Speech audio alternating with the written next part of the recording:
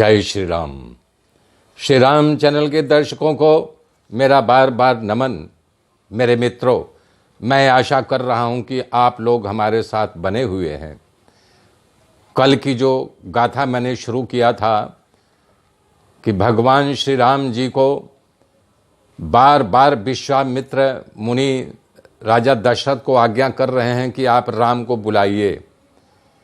तब उनको वशिष्ठ जी ने आदेश दिया कि राजा दशरथ जी, आपको मैंने एक थोड़ी दूर ले जा कर के बात बताया वहीं कि आपको मैंने जो बात बताई थी कि ये आपके पुत्र नहीं है, साक्षात भगवान विष्णु का अवतार हुआ है आपके घर में, तो इनको देना ही अनिवार्य है।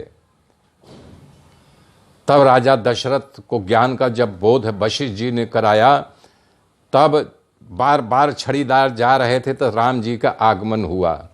जब राम जी का आगमन हुआ उस सभा के पास जहां राजसभा भर करके दशरथ जी, विश्वामित्र, वशिष्ठ मुनि, सुमंत आदि राजाओं से घिरे हुए राजा दशरथ बैठे थे, जैसे बादलों के समूह में घिरा हुआ सूरज अपना प्रकाश थोड़ी देर के लिए प्रकाश रहता है, लेकिन बादलों से घिरे होने के कारण दिखाई नहीं देता, वैसे ही सारे राजागण माला की भांति उन्हें घेर करके बैठे हुए थे, जैसे माला एक से एक गुथी रहती है। और विश्वामित्र जी कह रहे थे कि राजन, आप देर मत करो। तभी प्रभु श्री राम जी का आगमन होता है।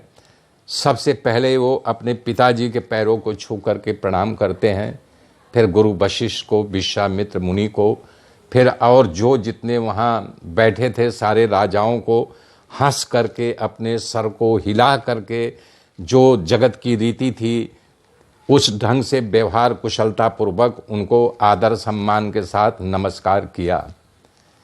यथोचित व्यवहार पूर्ण हो जाने के बाद तब उन्होंने नम्रता भरी वाणी में और झुके हुए सिर के साथ अपने पिताजी को आदर के साथ बोला, पिताजी कहिए आपका मेरे लिए क्या आदेश है। तब उनकी वाणी सुन करके सब मंत्र मुग्ध हो गए। तब विश्वामित्र मुनि कहते हैं कि महाराज, आपको इसमें क्षोभ नहीं करना चाहिए। आपका पुत्र जब देशाटन करने गया था, देशाटन करके आया, समुद्र से घिरी हुई सारी पृथ्वी, जितने सब यानी कि नदी तीर्थ स्थान थे, सबका दर्शन करके आने के बाद इसके अंदर की जो विकिरण क्रिया थी वो जग चुकी है, आत्मबोध होने की तैयारी में है। हे राजा दशरथ जी, ये प्रभु श्री राम को अब मैं उपदेश दूंगा, इनके गुरु वशिष्ठ जी के उपदेश द्वारा ये जग जाएंगे और अपने आत्म तत्व को प्राप्त होंगे।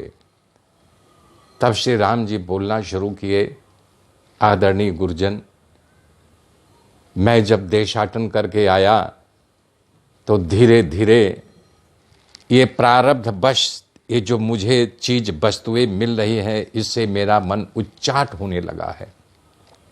मैं ढूंढ रहा हूं कि मैं कौन हूं। ढूंढते ढूंढते ये भोग पदार्थ मुझे बिल्कुल नहीं भा रहे हैं गुरुवन।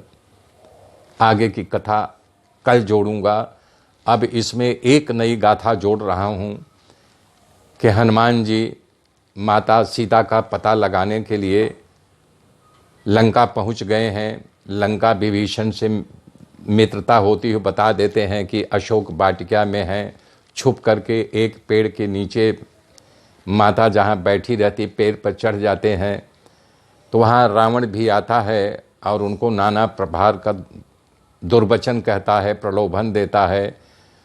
तब सीता जी वहाँ विलाप करती हैं। तब हनुमान जी से सहा नहीं जाता है तो वो राम की गाथा गाने लगते हैं। सुनो भाई सुनो सुनो राम कहानी, सुनो भाई सुनो सुनो राम कहानी। वो गाथा सुना रहे हैं तो सीता दी विस्मय हो गया कि ये राक्षस लोग हैं जो कि हमें भ्रमित कर रहे हैं। तब उन्होंने जो श्री रामचंद्र जी जब पता लगाने के लिए चले थे माता सीता की खोज में, तो हनुमान जी को उन्होंने अंगूठी दिया था और बोला जब सीता माता का पता लग जाए, उन्होंने माता नहीं कहा था, बोले जब सीता का पता चल जाए तो ये मुद्रिका उनको दे देना, तब वो उनको पहचान आ जाएगा कि वाकई में मैंने तुमको भेजा है। और कुछ गुण रहस्य उन्होंने बताया था, अभी बता रहा हूँ।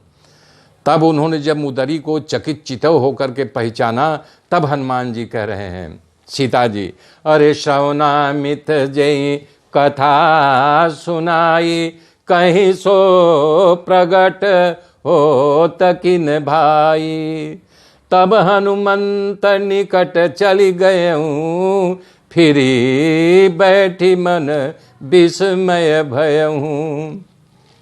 रामदूत मैं मातु जान की, सत्य शपथ करुणा निधान की। करुणा निधान का नाम सुनते ही माता सीता को झटका लगा कि अरे ये सचमुच हमारे प्रभु के द्वारा भेजा गया ये दूत है, ये वानर है। तब मेरे मित्रों, करुणा निधान शब्द सुनते ही सीता जी का जो विस्मय था वो विश्वास में कैसे बदल गया, इसकी कथा सुना रहा हूं। जब श्री रामचंद्र जी जनकपुर में गए तो धनुष तोड़ने से पहले दूसरे दिन सुबह पुष्प वाटिका में सखियों के साथ सीता भी जाती हैं और वहाँ गुरु विश्वामित्र के लिए राम लक्ष्मण फूल तोड़ने जाते हैं। तो वहाँ एक दूसरे को आदान प्रदान होता है, देखते हैं। तो सीता के अंदर एक उल्लास जगता है, एक अपनापन जगता है। वो जा कर के भवानी के मंदिर में वहाँ पूजा करती हैं कि हे माँ, मैं आज तक तुझे देवी देवता मान करके तेरी पूजा करती आई हूँ माते, आज ये जो सांवरा बर है मुझे मिलना चाहिए। तब माँ दुर्गे की मूर्ति मलकाने लगी, चेहरे पर मुस्कान आ गया और एक फूलों की माला सीता के गले में गिर गई। तब वहाँ माता जी ने कहा है, मनु जाहि राचेहु मिलहि सोवर सुंदर सांवरो, अरे करुणा निधान शील सनेहु जानत रावरो, यही भांति गौरी असीस सुन सिय सहित ही हरसी चली।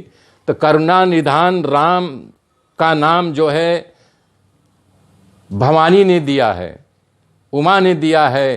तब वो करुणा निधान जब वहाँ पर हनुमान जी बोला है करुणा निधान, तब सीता जी को ख्याल आ गया कि श्री रामचंद्र जी जब वहाँ हनुमान जी चलने लगे थे तो अंगूठी देते हुए बता दिया था, तुम बोलना ये करुणा निधान ने दिया है। तो ये माता पार्वती जी का दिया हुआ नाम था करुणा निधान की। इसलिए करुणा निधान नाम सुनते ही सीता को विश्वास हो गया कि हनुमान जी श्री राम जी के भेजे हुए हैं। जय राम सिया राम, जय जय राम। मेरे मित्रों, आज की गाथा यहीं समाप्त करता हूँ, फिर आगे कल की गाथा जोड़ूंगा। तब तक के लिए जय श्री राम, जय श्री राम, जय श्री राम।